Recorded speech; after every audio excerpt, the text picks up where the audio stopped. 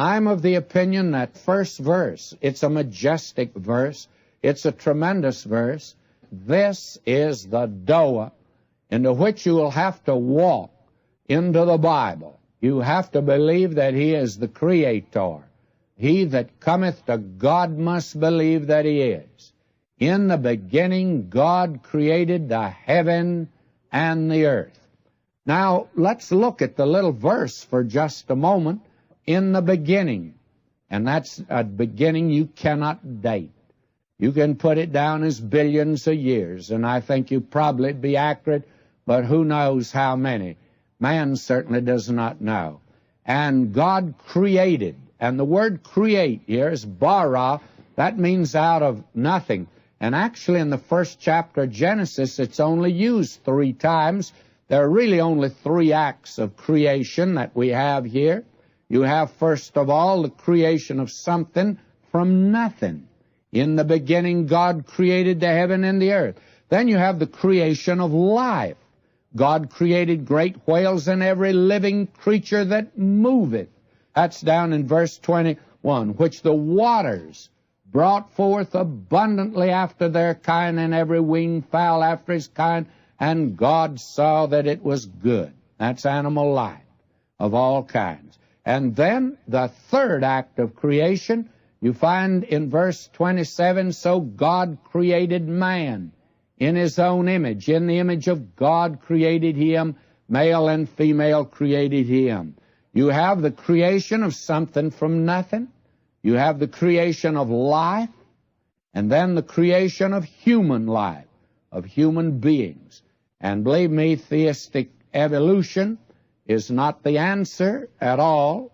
Theistic evolution, of course, is rather untenable, but it attempts to follow creation until you come up to man, and then Adam and Eve were the products of some evolutionary process.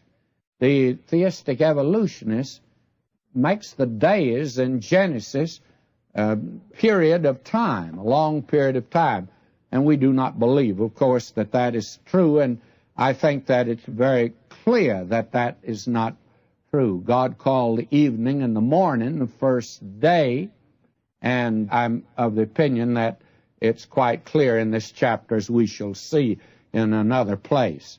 But now coming back to verse 1 again, He created the heaven and the earth. Now the earth is separated from the rest of creation here. Why?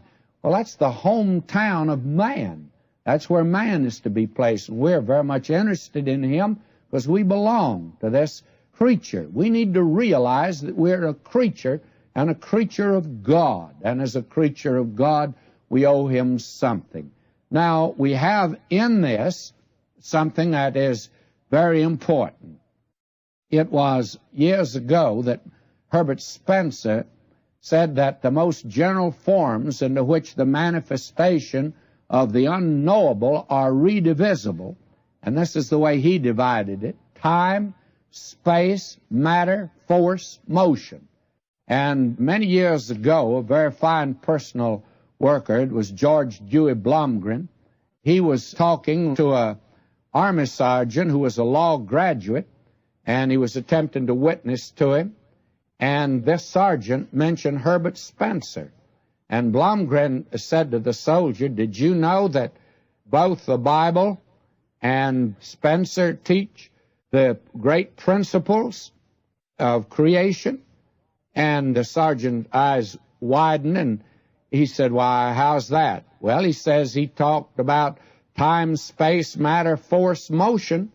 You have in the first verse of Genesis, time, in the beginning. You have space, the heavens. You have matter, the earth.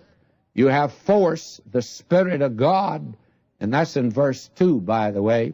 And you have motion, and that's moved upon the face of the water. So in the first 2 verses of Genesis, why, you have these great principles that have been put down. And how important it is for us to see that.